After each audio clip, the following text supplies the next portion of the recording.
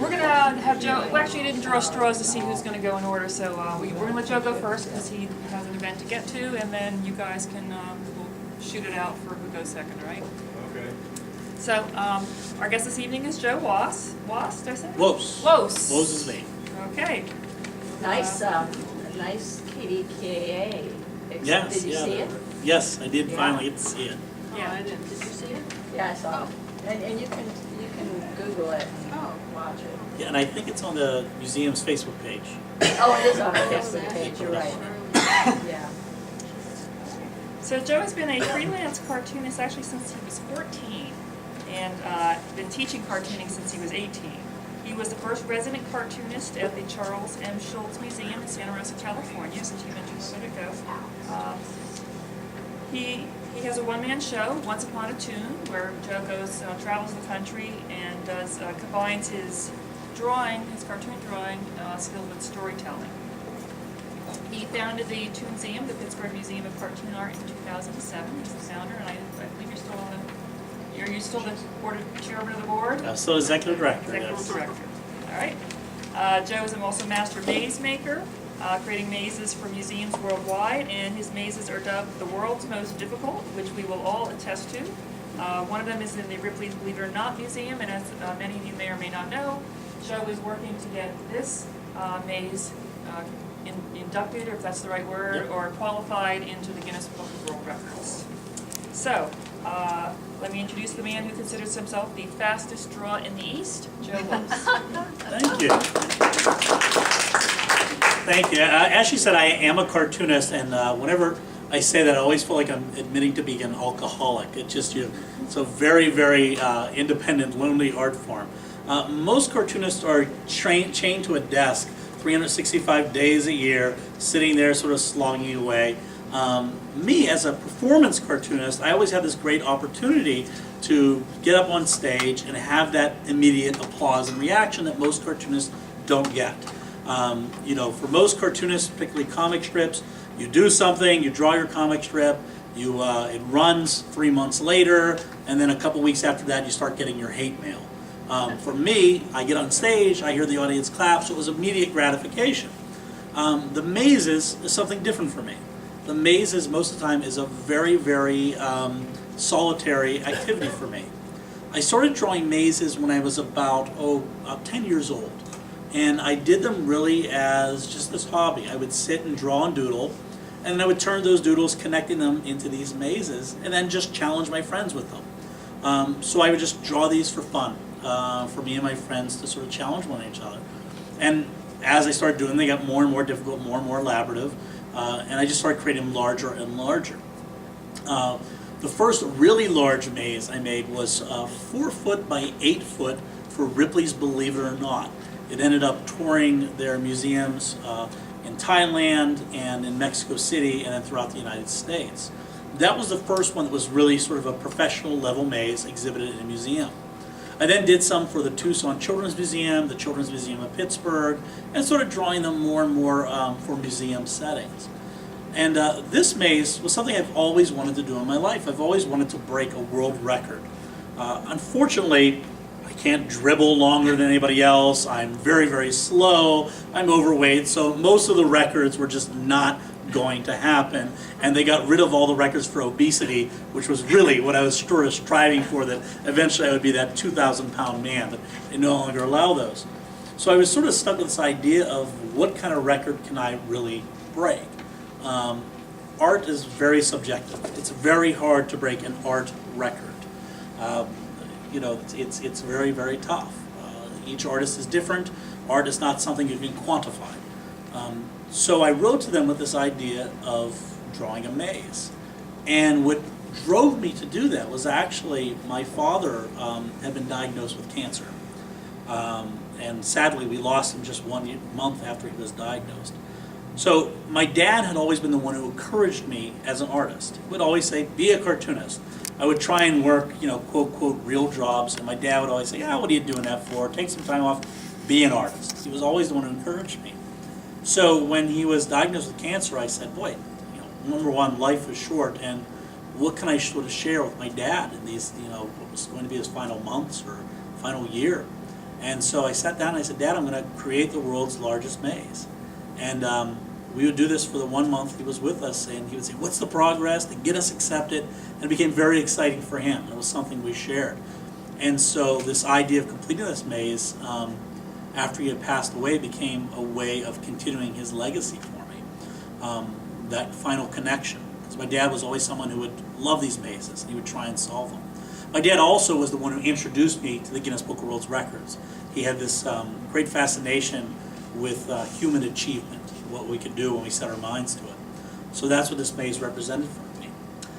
I started it at the Museum of Pop Culture in Baltimore. I had been invited down there to do something, and I said, well, let's start this maze. And so that's where it began. And what I had thought would only be work for maybe a week ended up stretching out over months. Not because that's how long it was taking to draw a maze, because that's how long it was taking me to find the time. That's how long it was taking me to just sort of have that drive to complete this. Starting a maze is easy. You just draw the word start and then start drawing. And then as you're looking at this, you're looking at the size of this paper, you're going, this is going to take a really, really long time. Do I really want to commit to this? And so you're drawing, and I would accept suggestions from kids, from audience members, people who would go on Twitter, anyone who had suggestions for what I should put in this maze, I would just put them in. So there's about 50 illustrations in this maze. And I view mazes as a form of linear storytelling. So I know every part of this story. The first day of the maze, the little boy named Nick, who was 5 years old, it was his birthday, he had turned 5 years old, and his favorite thing in the world were trains. So that's how a train ended up in there. I know there was another dad who was really trying to stump me as what to draw. He just kept throwing out outrageous, dads, whenever they want to stump you, they only have one thing they throw out, and that's platypus. They think nobody else but them knows what a platypus looks like. So, I said, I always draw the platypus. Give me something more challenging. And he said, well, how about it's Shark Week, draw a shark. So a shark ended up in there. The penguin ended up there just because I met a penguin fan, a hockey fan. Each of these ends up telling a story. You can also tell when it was getting to be breakfast time because there's some pancakes there. And then lunchtime was when the mouse was holding the piece of pizza. So this was what I was going through the day. By the time I was ready to pack up for the day, I was drawing a car heading on its way home. So each of these is part of a story. And when you look at the whole picture of this maze, you're really telling the story of a couple months in someone's life. Each of these has some meaning to me. So that's sort of the linear story that happens. So the process ended up taking, what should have taken a week, ended up taking about 5 months to really get this all done. It took a long time for me. To solve the maze, it all told, it actually took about 40 hours to draw it, stretched out over months. To solve the maze, we had a team of 5 people who worked in shifts. It took them 38 hours to solve it. So it took almost as long to solve the maze as it did to draw the maze. So when I finished it, the first thing people said is, well, what are you going to do now? And I said, well, I'm going to go back to having a life for a while. And once that sort of passes, I was going to start on the next maze. So I am starting on the new maze. The new maze I will start in September and is going to be 50 feet long by whatever this is, 3 feet, 4 feet. So it'll be 50 feet long, so I'm already started breaking my own record. I'll be taking suggestions via Twitter and Facebook. So hopefully there's going to be over 100 illustrations in that maze. So that's what I'm going to do next. After you climb a mountain, find a bigger mountain. So that's where I am. Anybody have any questions or anything? Yes? Do you draw the solution first? No, I'd never do that. The way I draw it, the process is I start from a start, and I have 4 lines starting off the start. I continue one of those lines, put in an illustration, and then split off that into 4 more lines. Then I go back to the 3 lines that are left, and I continue those on, split each of those off into 2 or 3 lines. Continue those on, and then create dead ends. And then I go back to that spot where I left off 4 new openings, start each of those lines, one of those then splits off into 4 more. So I keep splitting them and then going back and closing off. I add illustrations and connect them up. So in a maze this size, there's well over 1,000 dead ends. How do you figure out where you are? Because I'm constantly keeping track of when I split off what is the line that I want to continue from. Do you mark it with like another color? Or No, I something? remember. I remember as I'm going through, and then I split off, and then I just go back. And usually what I'll do is I'll have it, it'll curve in slightly, or it will have an arrow or something that marks it for me, an image that triggers that I know that's where I left off. Okay. So, So you yeah. have some sort of visual cue. For me, there's some sort of visual clue that only I would recognize, and it's different all the time, but there's some sort of hint to let me know that's where I left off. And then I go back, work on another line, and then eventually make a dead end. You could go into this maze for a good 2 hours before you come to a dead end, and then have to go back and start over again. So that's why it took so long to solve, is there were dead ends that would take you that long a path. Can you solve your own maze? I can. I never solved the whole thing, but what I would do is after I work for 2 hours, I go back and solve it, that 2 hours work. Then I do the next section and I solve that section. So I'm solving as I'm going. But I have not sat down and solved the entire thing in one sitting. No. That would be crazy. So there's no way I'm taking that one on. Any other questions for me? All right, well, I want to thank everybody for this wonderful, yes, go ahead. Yeah, I've been meaning to get, you're the director of the Tunes. The Tuneseum, yes, Yeah, yes. and I've been meaning to get down there. It's what, on Liberty or? It's on Liberty Avenue at 945 Liberty. We change exhibits every 2 to 3 months, always something new. So, and all genres of cartooning, comic strips, animation, editorial cartoons, greeting card, video games, whatever it is. And I guess another question would be, the type of cartooning that you do is, I'm not familiar with your work, other than what I can see back there. Yeah, I like my maze. I tend to sort of make my own path. So that's how the idea of combining storytelling and cartooning together. I wanted to do something unique and something different, and really, in the United States, I think I'm one of only 2 performers who combine cartooning and storytelling on a regular basis. Okay, now your storytelling, excuse me for Yeah, go right asking ahead. more quick. Your storytelling, is it in front of an audience? Yes. With a, So generally, I perform on stage with a large easel, okay. and a single story is anywhere from 5 to 20 illustrations.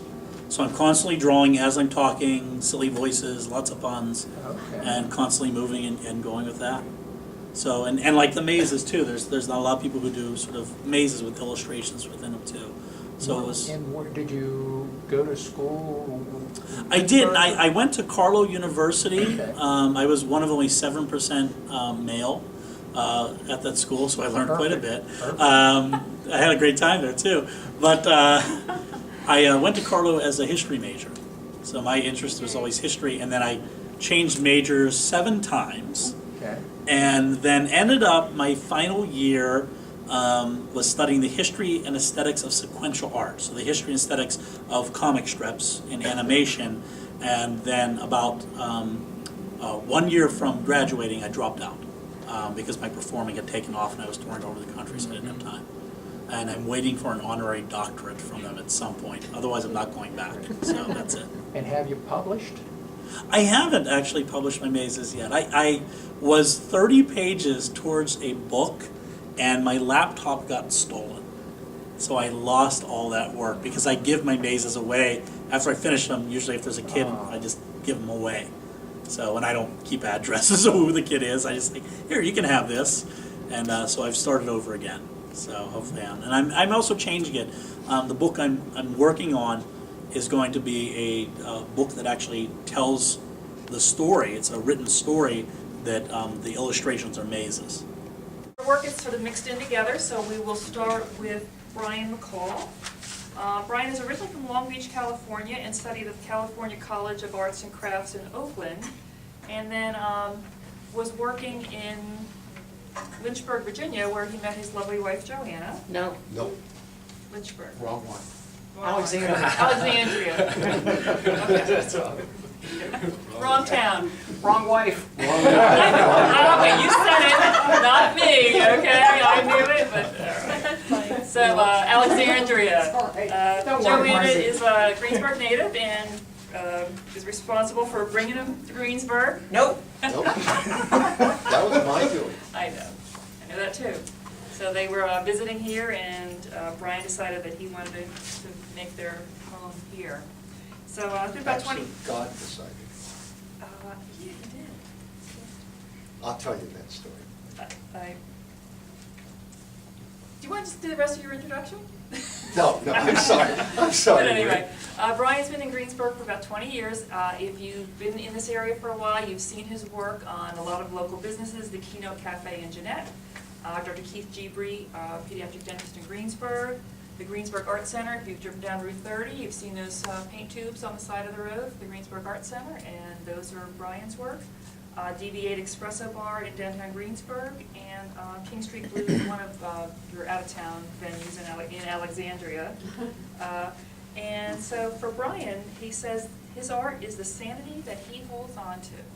So, Brian McCall. God, let's see. I was so taken by Joe and his ability to speak. Yeah. God, I hated to have to come after him. But I will.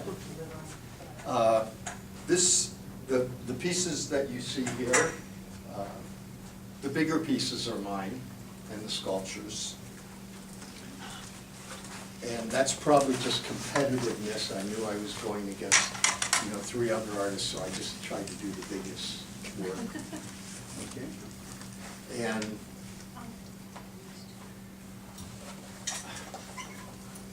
it's so hard to talk about your own work because there are no just simple words to explain what you're trying to do, because usually I don't have a clue what I'm trying to do. And I start these drawings by scribbling because I have this tendency to not trust the mind, the conscious mind, because everything just seems contrived when you consciously do a story or do a drawing. And I tend to start second-guessing myself as I start to do something that I already know what I want to do. And even though sometimes it's very successful, I've never been able to talk myself into its success. And so I started scribbling, not knowing where it's going to go, and hoping that, I can turn the conscious mind off a little.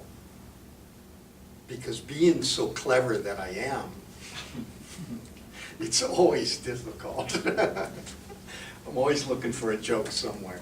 Anyway, the pieces, the drawings, I guess I'm proudest of the drawings because there's just something that pulls me to them.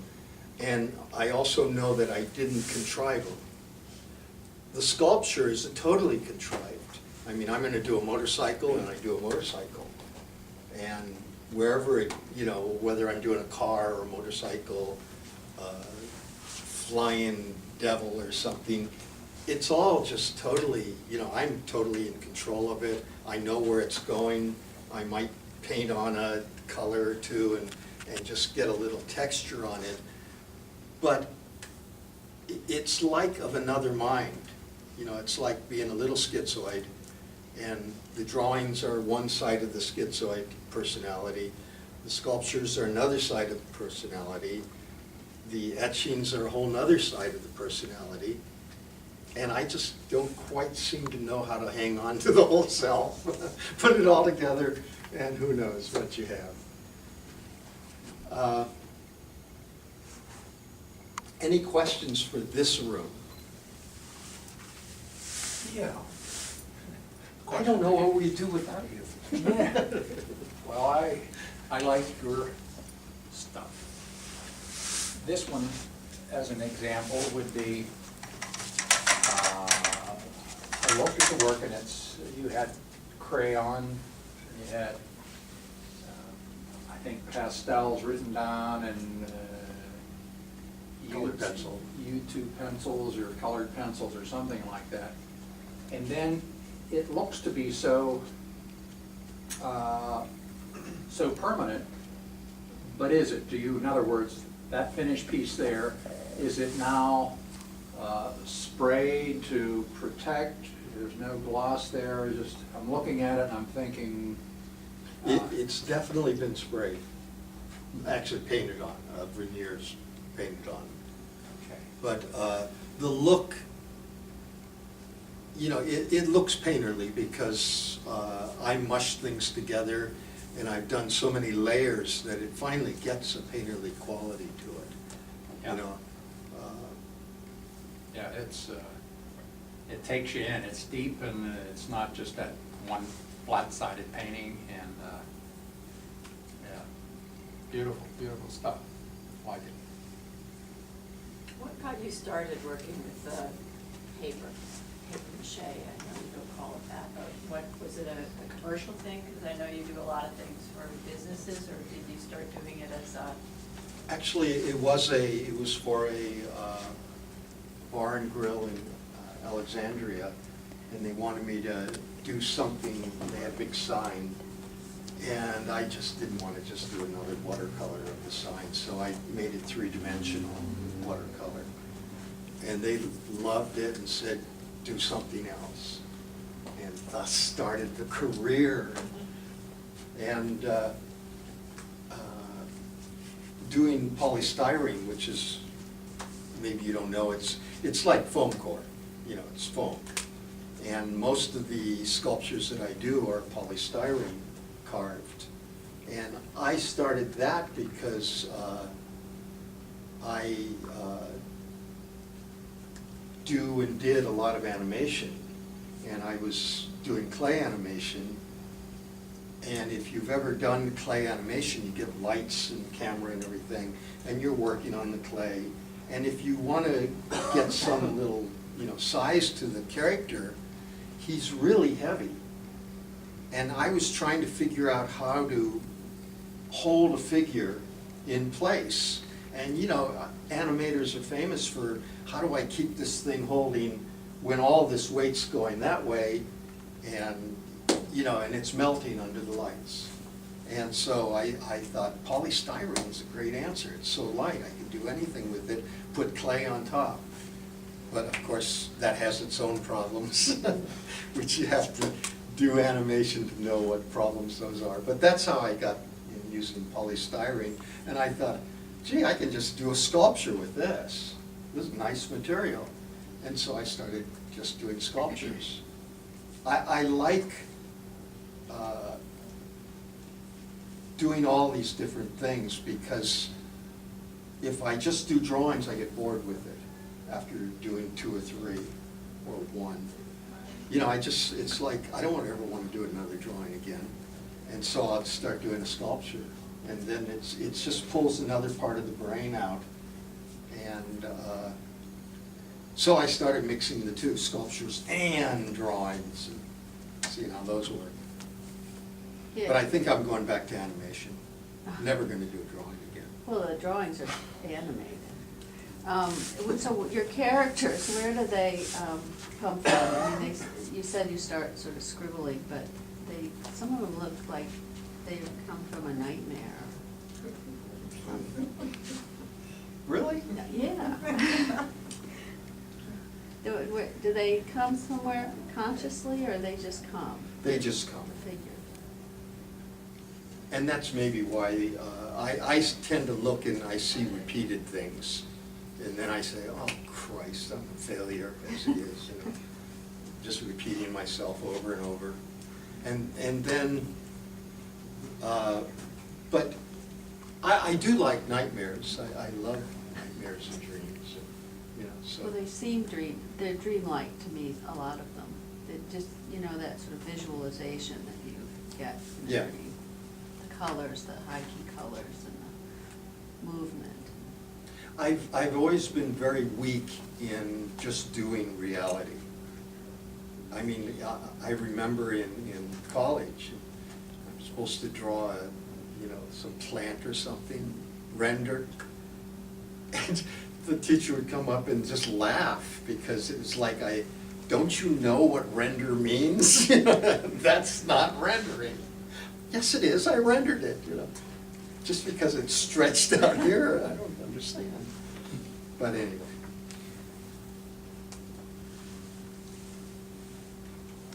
I have another question. Yeah. Technical, sort of. Styrene, and I'm not sure, versus foam insulation. There's a pink foam insulation that's about sometimes 4 inches thick, or you can get it in blocks. Is that what you use, or do you use the visible beaded, like styrofoam that goes into an ice bucket material that's Well, compressed beads? Polystyrene comes in all different weights. Okay. And usually, what you're talking about, that, you know, the little foam glass, that's probably about 1 pound. And usually I'm working with 2 pounds. And so it's double the density. Go to a general hardware store, or you have to? No, I don't wanna know Latrobe your actually secrets. makes, they have a Okay. factory in Latrobe Okay, that I all buy right. from. I'm familiar then with. So I buy big pieces of it, you know, Okay. sort of like that All right. size, and then I can cut it down, carve, and whatever. That was okay, that was Toya and Company at one time, okay, I'm familiar. Brian, your motorcycle, is it carved, is it one piece or are there several pieces? It's one piece total. No, I'm lying. It's all pieced together. I would do wheels separately, and then I would do the engine and the carburetors and everything separately, and glue them together and see what else I need to make the motor. No, I could never, you know, to do one piece, that's asking more of me than there is.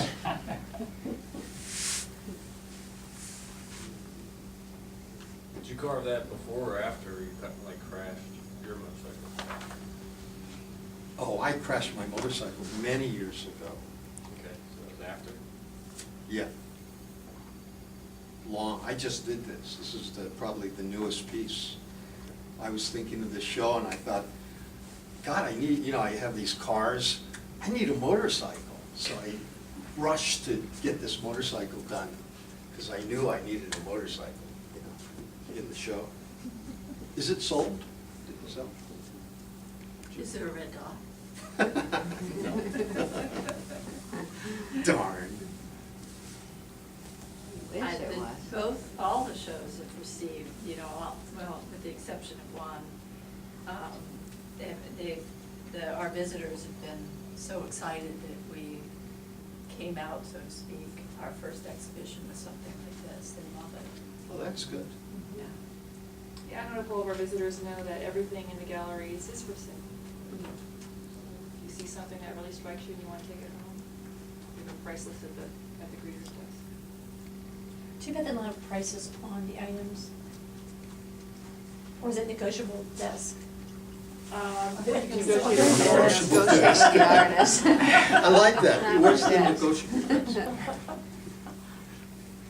You're gonna see yourself in a drawing. I don't care. Do we want to move into this part of the gallery, or do we want to, We want to move into Ryan Taylor?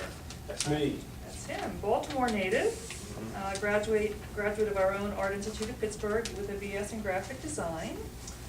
Brian's done a number of live painting events in the area, events like Art All Night in Lawrenceville, and he actually participated, as well as Brian, with our, the Westmoreland Museum of American Art's Wrecking Ball.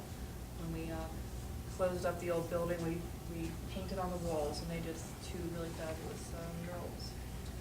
His work has been exhibited at several Pittsburgh venues that celebrate hip-hop, art, and street culture.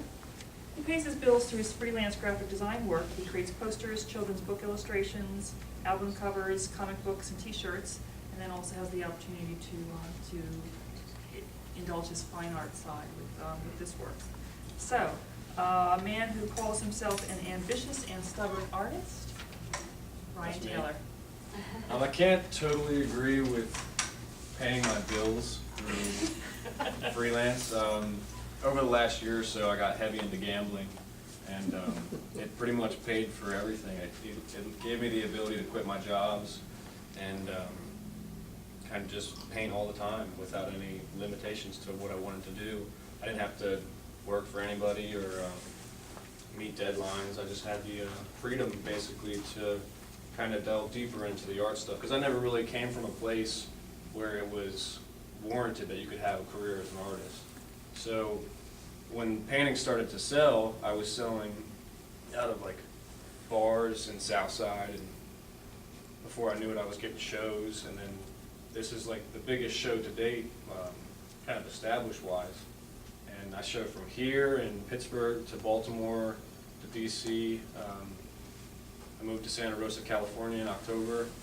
Probably work on a commune or something, is what they keep telling me. Like stepping on grapes and painting in a basement somewhere. I don't know what's going to happen. But yeah, the painting itself is kind of just taking it for the ride that it is. Like, they're reflections of my experiences. A lot of kind of like commentary on horrible relationships with women that I have. And yeah, some of them are found materials, like the bigger paintings are like stuff out of the trash that I just painted on. And then, Like which one? I think that one was in the trash. And then definitely that one. So, I mean, it's cool to take stuff that has like an existing history in itself and manipulate it into something that, I don't know if it helps or detracts from what I'm trying to do, but it's always more fun to have a little bit more grime and dirt and whatever like culture there is in the piece existing. Then yeah, basically like been working on trying to write my comic book and start getting something together that's more stable instead of just a bunch of individual pieces, and see what happens. So yeah. Any questions? Good. What medium do you work in? Oh, medium is everything. It's like, usually I start with pastel, like real loose sketches. I mean, I work so fast that it's like, I do spray paint, pastels, watercolor, ink, acrylic, and usually most of the bigger pieces are finalized with oils and latex house paint. Like the backgrounds are all latex and heavy levels of acrylic. But yeah, I mean, it's always mixed. Like coffee and salt are surprising. You can do with stuff like that. And then, yeah, I mean, crayons, colored pencils, everything. Conservation nightmare. Yeah, I mean, my room's a mess. Like, so. Did you say you're moving to California in October? Yep, moved to Santa Rosa. So are you taking your existing work with you? Not sure what I'm gonna do yet. There's a couple places that are looking to have more of like a permanent kind of, I guess, exhibit, but then I'm not sure what I wanna take with me, what I wanna leave. What I wanna gift to my mom is like an ugly sweater on Christmas. She loves that. She like, every Christmas I give her an ugly sweater, which is technically a painting, but yeah, it remains to be seen. I'm not sure yet. Are you going there permanently? I mean, nothing's permanent, but yeah, pulling up roots and leaving the East Coast for a while. They don't have any gambling in Santa Rosa. I'm very glad to be out of gambling personally. It was a cool year. Like it gave me the opportunity to kind of do my own thing, but it is a devil. A little risky too. Yeah, I mean, it kind of gets exhausting putting your life on the table every time. So, but it worked. I'm out in the black. I'm all right. Clean on the other side. Get to say Yeah. that. You want to show them our drawing that we did today? Yeah, we did a drawing today, me and Brian, like in an hour. So you guys can check that out too. I have a question. I'll bring it. We'll say, we'll pick a painting that you really like, maybe this one here, which kind of reminds me of. That would be Brian's. French O'Brien's, okay. That was Brian. See, yeah, like the cool thing Okay, me the and one Brian next had to it was. then is. The good ones are really Yeah. I said to him, I was like, you can draw, you need to teach me how to draw. And he won't teach me. Well, the one next to it down on the left. If you really like it, and I'm sure you do, or it wouldn't be here, do you have any reservations about, like, all of a sudden someone says, fine, I'll buy it? Now, what's your reaction to that? Is it a G clay, or is it a photograph that becomes something that you have, that you can go to a Walmart and get an 8x10 of it? How do you react to, we'll say, if that's one of your better paintings that you like? As far as reproducing it for like a. Just how do you maintain, it's a part of you, Mhm. and that part of you is gonna be taken away. What do you do to, we'll say, salvage, or do you just say, hey, I'm going on, the heck with it, it's out of here? I mean, it goes both ways. A lot of times I don't really want or can't afford to reproduce them in any way, so all I have is digital copy, and then I'll do nothing with once the original is sold. I mean, that's the cool thing about the people that are supporting me now, is like, they get stuff that's never gonna be seen again. Like, it's just once in a lifetime.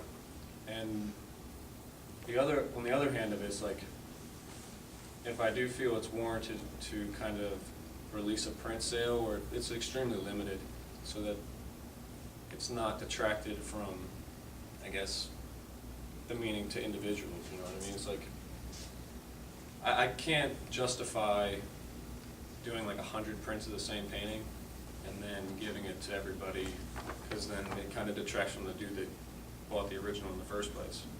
So I mean, and most of the time, the cool thing is, like, a lot of people aren't like, oh, I guess I'll buy it. They either love it or they hate it. And I mean, the cool thing with me about it is, like, I never really got into it for the money, so sometimes they don't sell, sometimes they do. Okay, one little last end of that would be, okay, this one here, it sells tomorrow hypothetically, and now what do you have of that? Of that painting, I have a JPEG. That's it. And then I get to go and eat for the next week. And Brian, you're the same way? Like you would, that painting there would sell behind you? I would just be happy as hell and I couldn't care less. Okay. No, I don't, I hate having my stuff around. Okay. You know, once I've finished it, I'll give it away. Yeah, I just. I have to put a price on it, you know, because the museum forces me There have been sales out in front of our house. Really? to. Oh, yeah, I've done garage sales of my work. Let me know when that happens, Do please. you like Ryan keep a digital image, or do you photograph all of your work in some catalog it in some way? Just to say, oh, I remember that. Yeah, I mean, I can't get out of the pressure that you're supposed to do all that. You know, you're supposed to be so conscientious. But inside, I just want to get rid of it. Once I've done it, you know, it's in my mind, I know it very well. But I don't want to ever sort of waste time or memory on it. You know, it just gets closed off somewhere, and I hope there's something else now.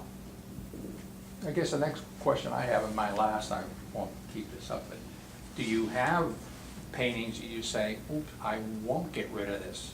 Or maybe your wife says, the two of you combined say, I like this, let's keep it, and we'll give it to the great-grandchildren or something. Is there something like that goes on?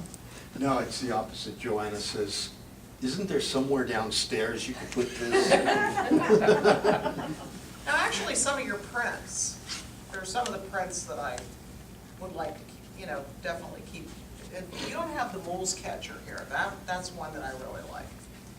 And I like that one over there too, Oh, whatever yeah. that's called. I agree. But that's from a long time ago. See, I had done 10 years of etching. And really, there was a point at which, personally, I looked at, you know, looking at the future, and I said, etching has absolutely no future at all.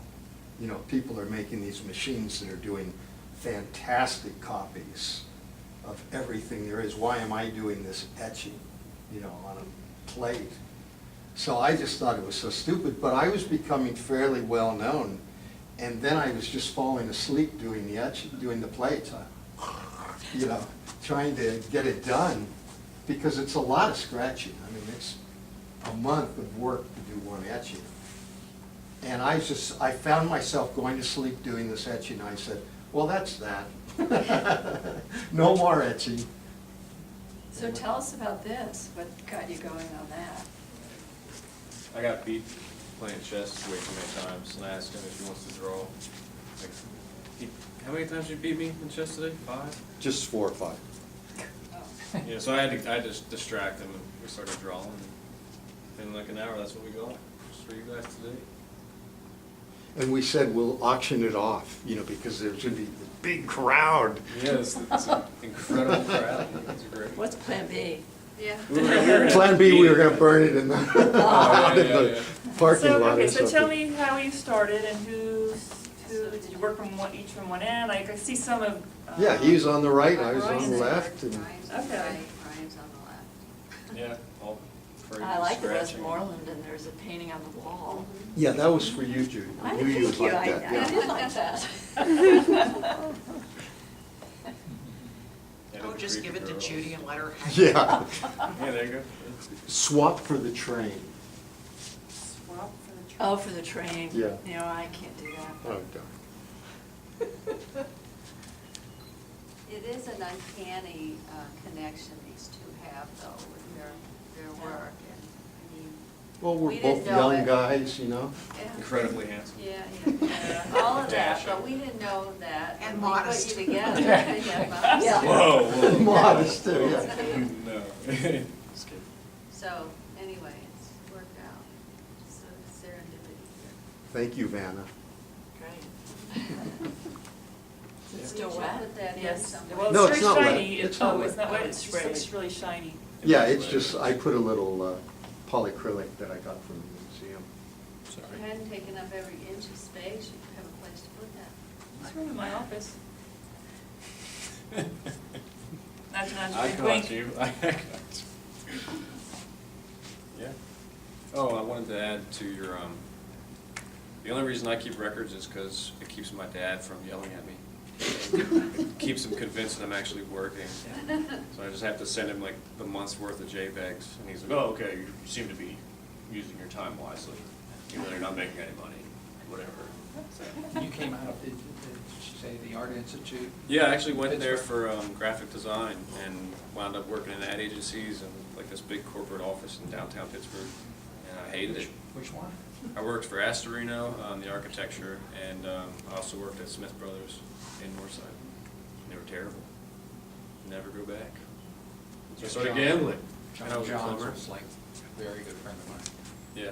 I mean, I can't say anything bad about the people at Astorino, but you know, it's just I can't do a cubicle. Can't. Really bad. Here's a great story about Brian. He went to, he worked for freelance for several ad agencies, and we went to a party or opening or some sort of thing, and some woman comes up to him and said, hey, you were the guy who left at lunch. And it turned out he had this job when he first went to DC to work for an ad agency, and he couldn't stand it, and he left at lunchtime and never came back. That's basically what I did. There you go. Is that right, Brian? Is it in one of these paintings? No. The man who never came back. Yeah, I went crazy after I left there. Went on like this 3-month furlough, and came back broke, and went and started being a plumber for about 6 months. And that was wild. How do you become a plumber? This dude came to my house to fix my sink, and I was like, you want to give me a job? He's like, okay. And then I was a plumber for like the next 6 months. Crazy. Southside Plumbing and Heating. Great guys. If you ever need your drains unclogged. No, you don't need to know how to do that. Oh, no, I still use it. I used it last week. I fixed this girl's sink. Good skills to have. Yeah. Wow. That'll be in the painting. Yeah. It might be in there already. I mean, who knows? You don't have any Secret. pipes in your paintings. No, not yet. Yeah. We haven't gotten that far. What was the art school on the West Coast that also taught their art students to trade? You know, acknowledging the fact that you can't live on your art. Do you remember which school it was? I never heard of that. Carnegie Tech did that. I mean, here. But not plumbing and stuff. No. No, this was a school in California that started teaching trades, like carpentry and plumbing, and, you know, things that you could do on the side that would make money. We're still working with your hands, I think was the idea. Yeah. And, but it was, I don't remember, we'll have to Google it and see Yeah, if it it's still there. started pretty early for me. Like, I went to a vocational high school, so 9th and 10th grade, I went to commercial art, and then I got kicked out because I got in like a fight with the teacher. And then I went to welding, and I was welding for like 3 years in like this metal factory, and then went back to art school and realized I didn't want to be a graphic designer. So it's been running its course, so I'm overdue for a blue collar job, I think. Maybe like See. Ariel, your art will morph into doing Yeah. sculpture. We'll see, I hope I'd love to do sculpture. See. Any other questions, guys? I can always like elaborate on a piece too if you have any questions afterwards, so. Children's books you mentioned, Yeah, I actually just lost them all. you My lost them house all? flooded, yep. What do you mean you lost them all? His own. My whole house flooded and all the originals are Oh. gone, drowned in sewage. Yep. You did children's books? I've done two. There's a guy, I did one in, what's it called? Like, we just did like a 24-hour children's book in college that we all like published within ourselves. And then there's another one I've been working on for like 5 years with Frank Rito, the guy who owns LJ's Youth Books in Mount Lebanon now, Dormont. Yeah, it's called The Hole in Mercer's Smile, A Story of Loss. It's pretty good. But it's been in work in progress. It's pretty wild. So yeah, 5 years, that's the longest work in progress ever. Yeah, and then they all just evaporated. Wow. So they're gone now. I gotta start over again. Modern paper. Mm-hmm. So what is the common thread that we have? Is it inability to fit into society? No, I've always been popular. It's probably, yeah, just handsomeness, probably. No, that's not it. I don't know. If I could answer that, it would be more profound than I am, I guess.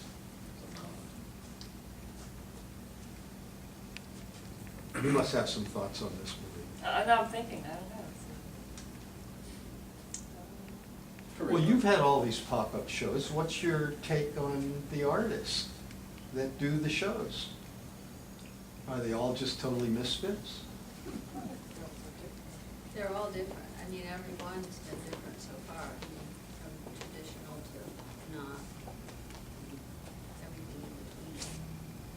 I mean, that's what we're sort of striving for here is, you know, to show what's out there, you know, who's out there, what they're doing, keep people interested in different